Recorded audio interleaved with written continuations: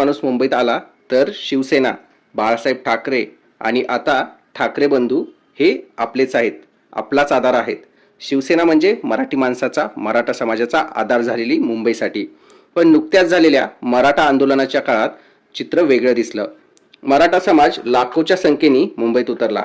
सरकार दबावाखाली आलं, आंदोलनाचं वातावरण तापलं. पण ठाकरे बंधू कुठे होते? उद्धव ठाकरे आणि राज ठाकरे यांच्याकडून अपेक्षित उत्साह, अपेक्षित आधार आणि अपेक्षित स्वागत हे काही दिसलं नाही.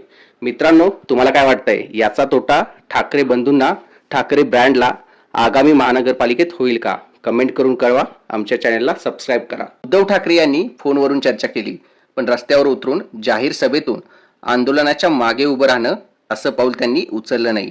शिवसैनिकांनी काही प्रमाणात मदत केली असं समजतंय, पण पहिल्या दिवशी आंदोलनाला मिळायला हवा तसा सपोर्ट मिळाला नाही.